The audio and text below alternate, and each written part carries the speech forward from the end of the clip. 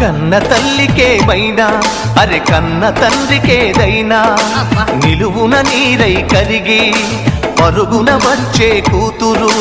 పుట్టినింటికేమో తులసి మొలకేరా మెట్టినింటికేమో గడపకు పసుపేరా కాసంతా